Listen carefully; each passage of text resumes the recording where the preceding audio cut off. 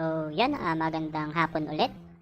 Take 2 tayo dahil nagkaroon tayo ng technical issue at kinabahan din kasi first time din natin mag-live stream. Humingi po kami ng kapatawaran sa nangyari kanina na hindi inaasahan. So, sabi nga nila, the show must go on. So, take 2 tayo. So, this is our topic for today. So, solving rational equations transformable to quadratic equation. So, tamang-tama ito sa mga grade 9 students ngayon. Kung hindi ako nagkakamali, ito yung pang week 4 na topic nila sa Mathematics 9. Okay. So, bago tayo magbigay ng example, explain muna natin kung paano ba or ano ba ang rational algebraic equations. Okay. So, pag sinabing rational algebraic equations, yung first word is rational. It means it came from the root word ratio. At alam naman natin na yung ratio is natatransform siya into fractional form. Kaya nga nung elementary tayo, nalaman natin na ratio is synonymous to fraction. Okay, so meron siyang fraction line. Pag sinabi nating rational algebraic equations, yung expression on both sides ng equation ay merong constant, merong variables, pero ito ay naka-fractional form. So, tatransform natin siya into quadratic equation daw. Para mas lalo nating maintindihan, punta tayo sa ating first example. Okay. So, ang direction is transform the equation or the rational algebraic equation into quadratic equation and find the values of x. So, yun yung ating direction. Example number 1, ito yung tinatawag nating rational algebraic equation. Okay, rational, it means in fractional form. So, yung left expression natin is naka-fractional form siya. Algebraic, it means merong constant and merong mga variables. In an equation, it means merong equality on both sides. Okay? So, yung first, ang first direction daw natin is to transform this kind of equation into quadratic equation. Yun muna, step 1. And then, yung second direction natin is to find the values of x. So, alam naman natin na kapag ang equation ay nakaayos na into quadratic equation, specifically on its standard form, makukuha na natin yung values of x, which are the values of x of 1 and x of 2. So, yun yung goal natin. Itong equation na ito, itong rational algebra expression na ito, i-convert natin into quadratic equation. Okay, so how can we do that? Kung mapapansin nyo, parang nag-a-add lang tayo ng fractions. Okay? So kapag nag-a-add tayo ng fractions na magkaiba ang denominator, so babalikan natin yung elementary math ninyo, ang unang-unang ginagawa para tayo ay makapag-add or makapag-subtract ng two fractions o tinatawag nating dissimilar fractions na magkaiba ang denominator, what we need to do first is to find its LCD or the least common denominator. So, in this case, ang denominator natin, ang denominators ay x and 4. Okay, baka malito kayo kung saan yung denominator, ha? Pag sinabing denominator, yun yung numbers o yung term na nasa baba ng fraction line. Okay, palatandaan natin, pag sinabing denominator, ang first letter kasi ng denominator is D. It means down, nasa baba. Okay? So, on this case, ang ating LCD is x and 4. So, kung babalikan natin yung elementary mathematics ninyo, kapag magkaiba ang denominator, kunin natin ang LCD. But on this case, yung x and 4, yun nga, ay magkaiba. So, therefore, kailangan makakuha tayo ng panibagong LCD. So, there are 3 methods how to find the LCD. Merong yung skip counting, so on and so forth. So, ang ituturo ko lang sa inyo is yung basic. o yung shortcut method. So, titingnan nyo lang yung denominators. Dalawang denominators. Kung yung isa sa kanila ay prime na, naka-prime number. Okay? So, kapag prime number na yung isa, which means, pag sinabing prime number, wala na itong factor na iba bukod sa kanyang sarili o kaya sa 1. Okay, so in this case, ang x ay matatawag nating prime number, if I'm not mistaken, kasi wala na siyang ibang factor. Okay? So, para makuha natin yung LCD niya, imumultiply na lang natin siya. Okay? So, ang LCD niyan is 4 times x, so that will be equivalent to 4x. Okay? So, ito yung ating LCD. Okay, ang kaibahan nga lang, in order for us to convert this rational algebraic equation into quadratic equation, is we need to use the so-called MPE, or the multiplication property of equality. Okay, so paano yon? We bring down lang natin yung first equation natin, which is x over x plus x minus 3 over 4 equals to 2. Okay, then, on the word itself, multiplication property of equality, imumultiply natin both sides ng ating equation into its LCD, which is 4x. Multiply both sides by 4x. Okay, then, simplify na natin. So, 4x times 6 over x, so automatic cancel yung x doon, so matitira is 4 times 6 na lang. So, 4 times 6, that is equivalent to 24. Then, copy.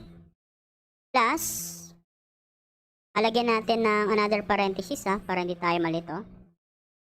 4x times positive x minus 3 over 4 naman. So, automatic, cancel yung 4. Ang matitira is yung variable x. So, distributive property of equality, distribute natin yung x sa x minus 3. So, x times x, so that is, lagyan ko ng bracket, that is,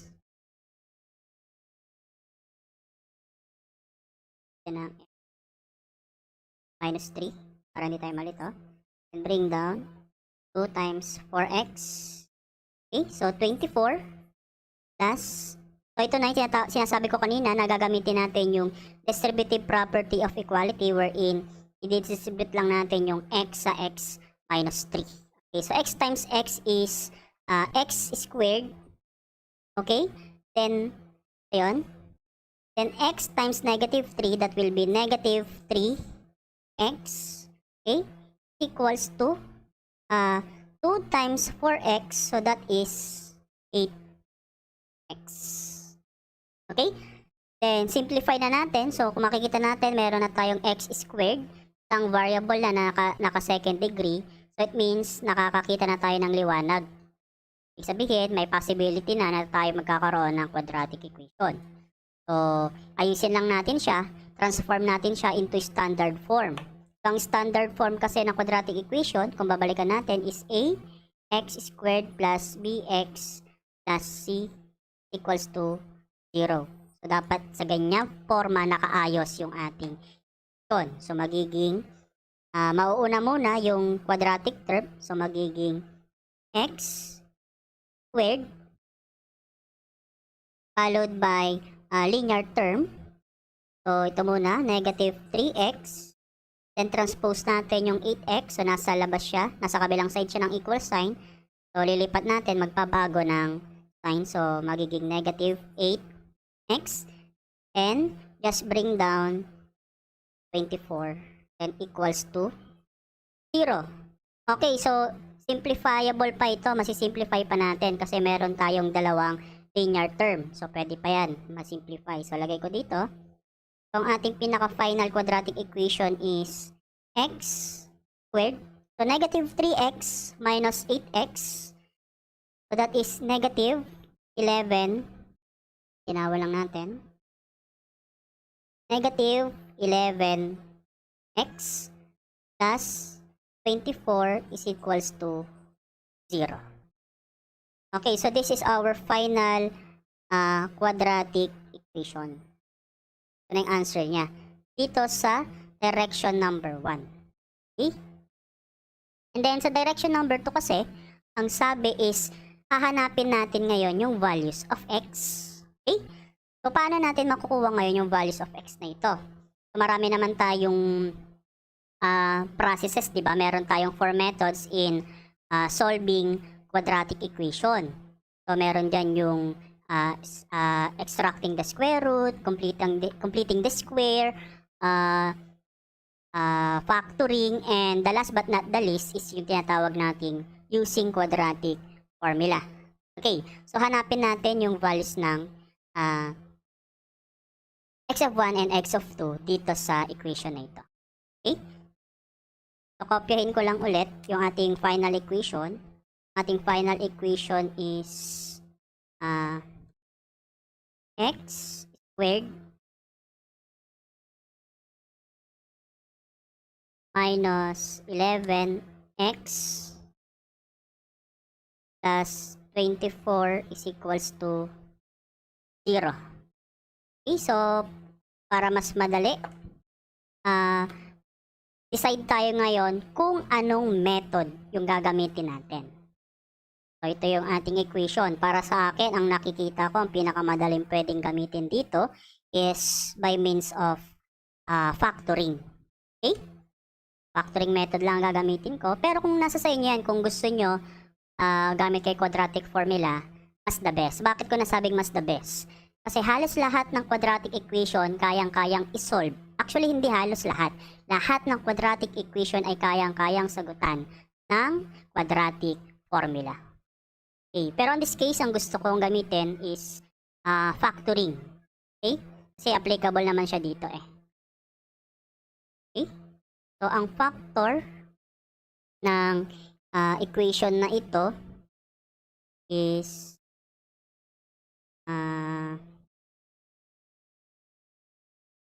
negative 3 and negative 8. So, meron akong technique dito eh para malaman ko kung tama yung factors ko. Yung constant, check ko siya kapag minultiply ko, dapat equal siya sa third term ng ating equation. Kapag inad naman natin, dapat equal siya doon sa numerical coefficient ng ating linear term. So, negative 3 times negative 8, positive 24. So, negative 3 plus negative 8 is equals to negative 11. So, tama tayo. So, tama yung factor natin. And then, equate natin ngayon sa 0. So, x minus 3 is equals to 0. Yung kabila is x minus 8 equals to 0. Okay, so on this case, makukuha na natin yung value ng x of 1. So x of 1 is equals to, transpose lang natin yung negative 3, so magiging positive 3. So that will now be the value of x of 1. Okay, and then next, so equate din natin sa 0, yung x minus 8.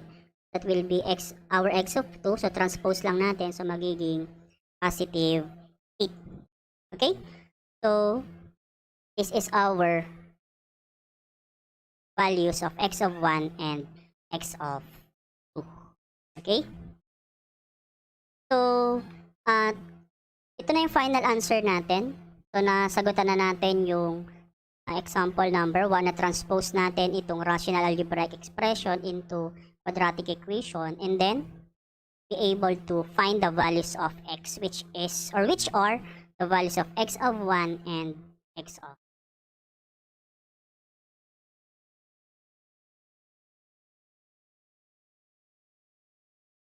Okay, so diretso tayo ngayon sa ating example number 2.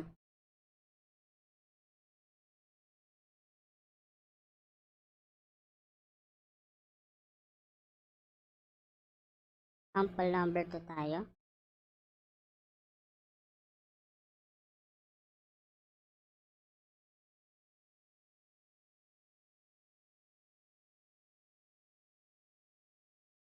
X over 3 plus 12 over x equals to x minus 2.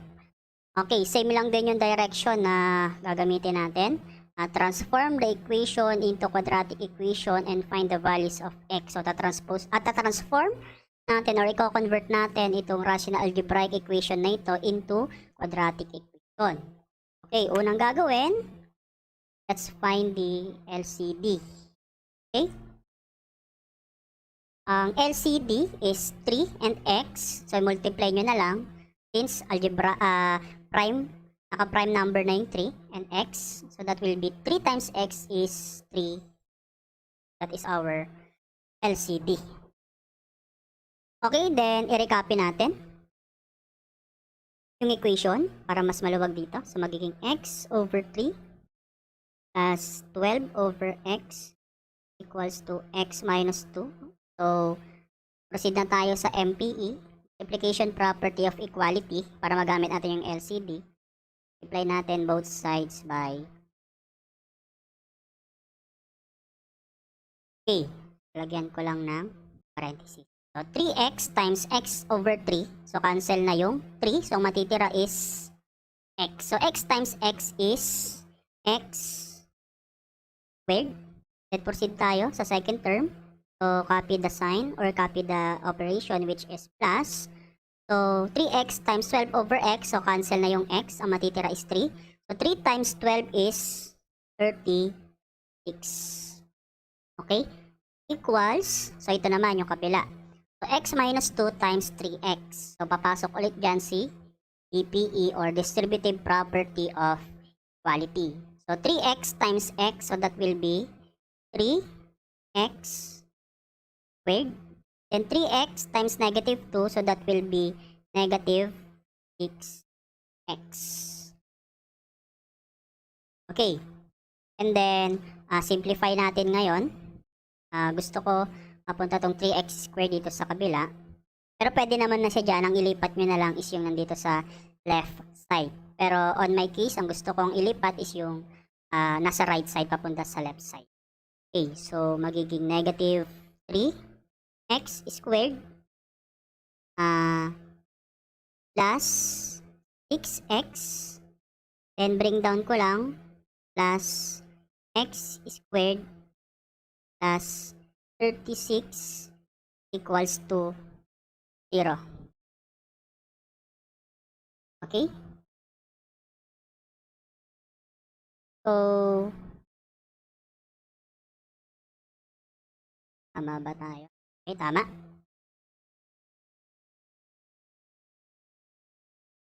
Okay. Then, simplify natin. So, magiging negative 3x squared. Then, pagtabihin natin yung quadratic terms. So, plus x squared. Then, plus 6x plus 36 is equals to 0. Okay? Then, simplify. So, negative 3x squared plus x squared. So, that will be negative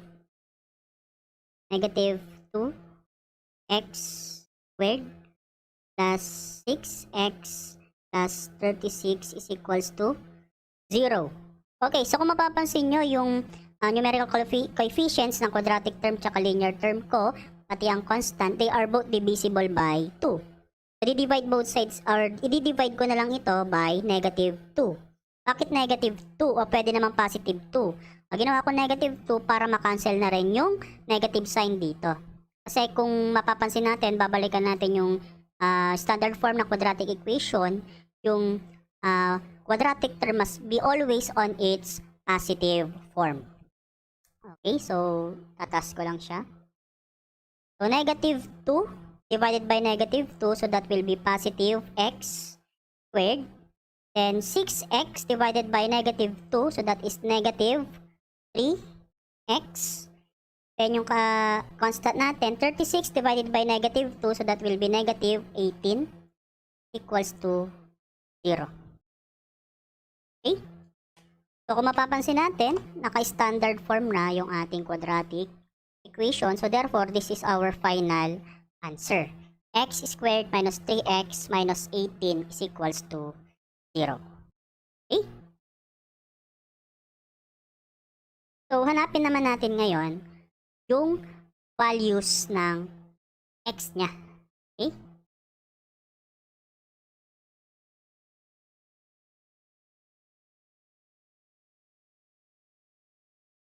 So, gamitin ko yung kabilang board. Ito lang muna.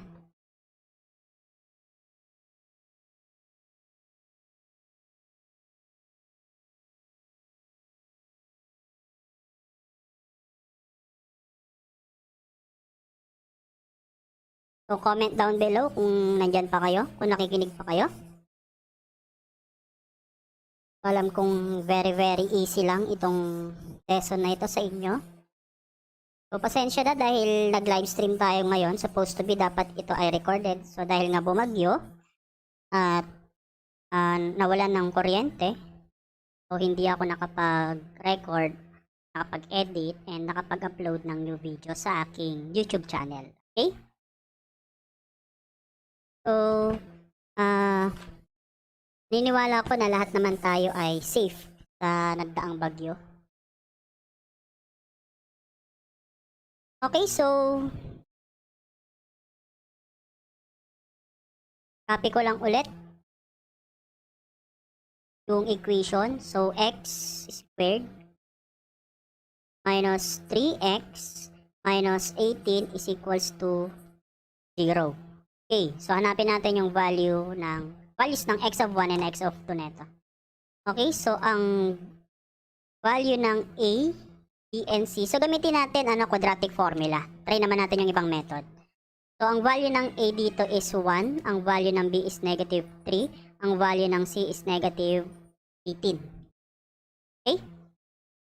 So, ang formula is x is equals to negative b plus and minus square root of b squared minus 4ac all over 2. Okay, so we have negative times, ang b natin is negative 3 plus and minus square root of ang b is negative 3 squared minus 4 times ang a is 1, ang c is negative 18 all over 2 times ang a ay 1. Okay, then proceed. Negative times negative 3 is positive 3 plus and minus square root of negative 3 squared is 9. Okay? So, negative 4 times 1 is negative 4.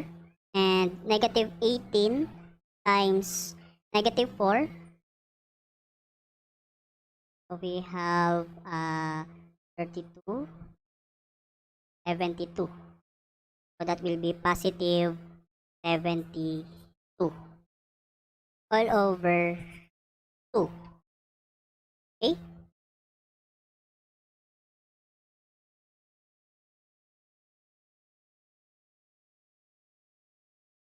Lang ito.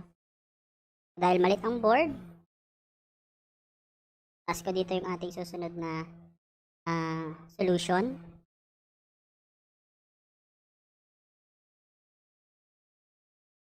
So, copy natin. We have 3 plus and minus square root of 9 plus 72 equals to 81 over 2. Okay, then simplify, bring down. So, 3 plus and minus, ang square root ng 81 is 9 over 2. Makukuha natin ngayon yung value ng x of 1. Gamitin natin yung addition muna. So, 3 plus 9 over 2. That is 3 plus 9 is 12 over 2. So, ang ating x of 1 is equals to 12 divided by 2 is 6. Okay, so this is the value of x of 1. And then, yung x of 2 naman, okay, gamitin natin yung subtraction. So, 3 minus 9 over 2. So, that will be 3 minus 9 is negative 6 over 2. So, ang ating x of 2 is equal. So, negative 6 over 2 is negative 3. This is the value of our x of 2. Okay? So, tapos na tayo sa ating second sample. Okay, so double check. Habang binubura ko yung isang whiteboard.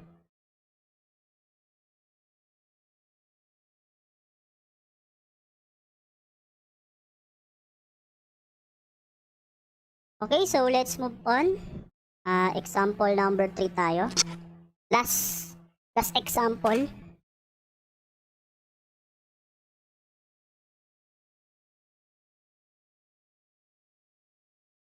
Example number 3. So, same yung ating direction. Transform natin yung rational algebraic equation into quadratic equation. Then, find the values of x of 1 and x of 2. Okay?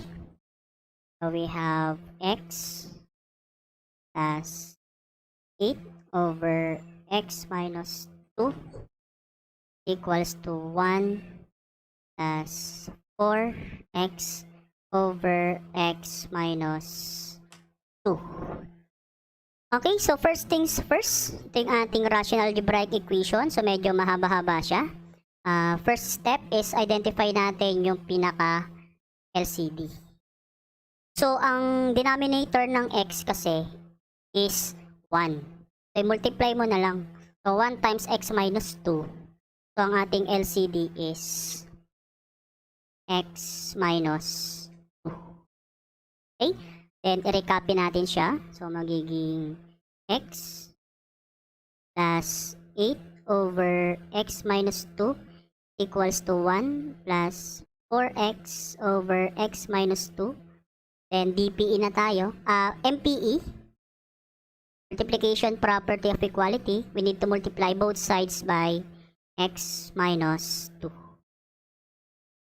Okay? Ulit-ulit lang yung ating solution. Okay, then let's proceed. So, we have x minus 2 times x.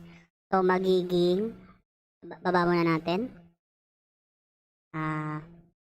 X minus 2 times x. May na natin siya i-simplify. Plus, x minus 2 times 8 over x minus 2. So, cancel na to kasi same naman sila.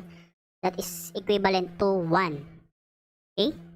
Just copy positive 8. Okay?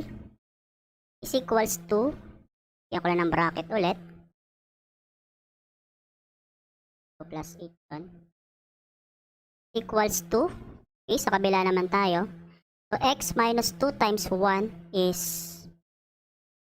x minus 2. Okay?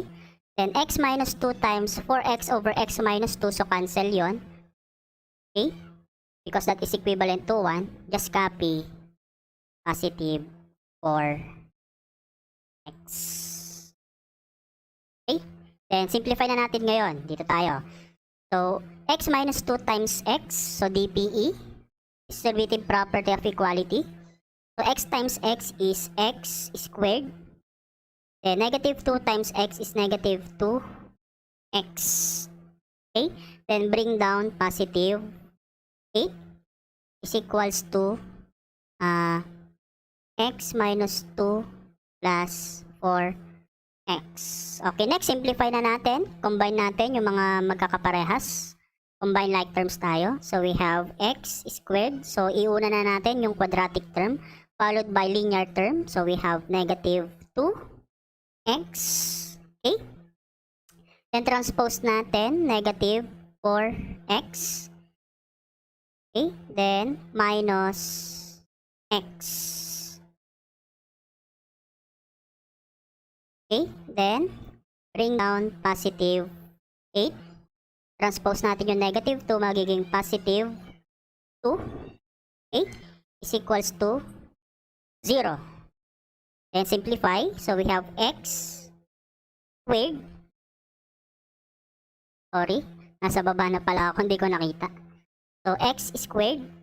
Bring down natin yon. Then simplify natin itong tatlong linear terms. So negative 2x minus 4x minus x. So since pare-para sila ng sign, that will be addition. So 2 plus 4 is 6 plus 1 is 7, then copy the sign, so that is negative 7x. Okay? Plus, 8 plus 2 is 10 is equals to 0. Okay, so kung mapapansin nyo, meron tayong quadratic term, linear term, and constant. So therefore, this will be our quadratic equation that is already transformed or written on its standard form. Okay? So, paki-double check. Or kung nabilisan, pwede nyo namang balikan itong ating YouTube live na ito dahil ito naman ay recorded. Just click the link na lang doon sa ibinigay ko sa inyo. Okay?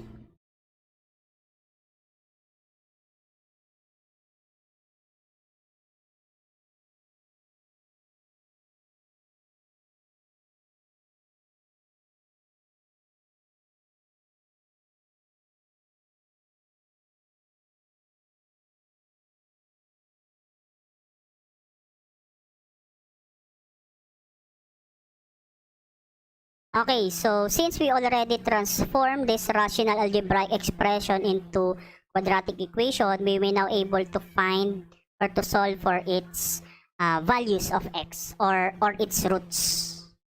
Okay? So ito na yung equation kanina. So x squared minus 7x plus 10 is equal to 0. Okay, gamitin na natin yung mas the best para dito. Para sa akin, mas mabilis is yung factoring kasi factorable naman siya. So, ang factor ng quadratic equation na ito is, isip tayo ng dalawang number na kapag minultiply natin, equivalent sa third term or sa constant. Kapag inad naman natin, equivalent sa numerical coefficient ng linear term. So, that is negative 5 and negative 2. Tama ba? Check natin. Negative 5 times negative 2, positive 10. Okay, tama tayo. Pag inad naman, negative 5 plus negative 2, that is equals to negative 7. So, it means ito yung factor ng equation na ito. Okay, then equate natin sa 0. So, magiging x minus 5 is equals to 0. X minus 2 is equals to 0. Okay, so on this case, we may now able to identify the value of x of 1 by transforming negative 5 to the other side. So, magiging positive 5 na yon. And ang ating x of 2 is equals to transpose negative 2 magiging positive. Okay, so that is the values of x of 1 and x of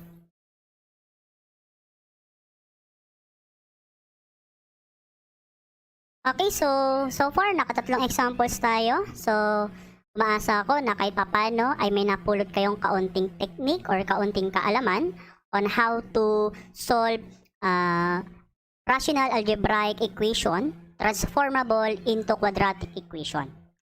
Okay? So, hoping na kayo ay natuto at hindi nasayang yung ating almost 38 minutes or 40 minutes na naka-live stream tayo. So, sa mga susunod na linggo or araw, sana makapag-upload na ako ng mga recorded videos para sa next week na Mathematics 9. And then, titingnan ko sa aking schedule kung makakasingit ako ng ibang grade level na mathematics dahil marami nagre-request dahil nahirapan daw sila sa pagsasagot ng kanilang modules.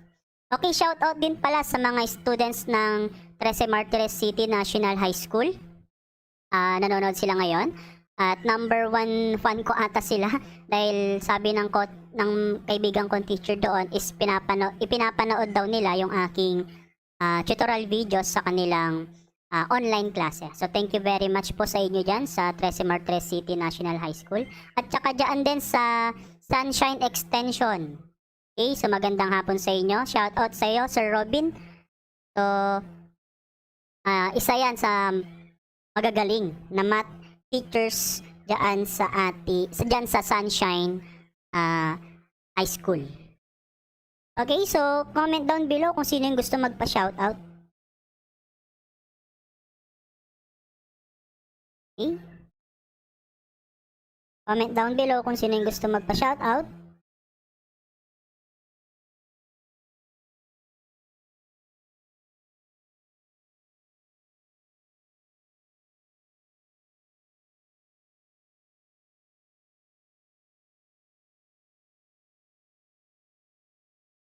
So, salamat sa mga talagang tumutok simula sa umpisa hanggang sa dulo ng ating live stream na ito. Kukunin ko lang yung pagkakataon para makapag-shoutout. Okay, shoutout daw kay Ronald Abengosa from grade 9 Apitong. Okay, ang teacher nito si Ma'am Jidet, tama ba, Ronald? And shoutout din kay Michelle May Serdoncillo. Shoutout sa'yo, Michelle, sa aking advisory. Grade 9 Nara, tama ba?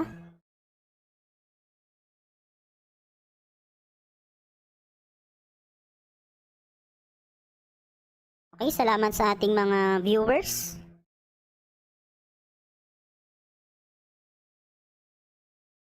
So, may natutunan ba kayo, class?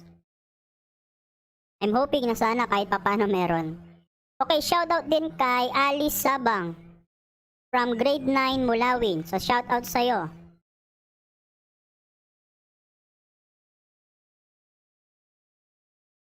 So, nakaka 300 subscribers na ako sa aking YouTube channel. So, kapag naka 1,000 subscribers ako, tawag na ito, magpaparaffle tayo ng 2 scientific calculator. Okay, so promise ko yan dati pa. Okay? So, kung ako sa inyo, keep on sharing ng ating mga videos like this. Paki-share din yung ating YouTube channel para mas dumami pa ang ating subscribers. So yun, wala na bang magpapa-shoutout?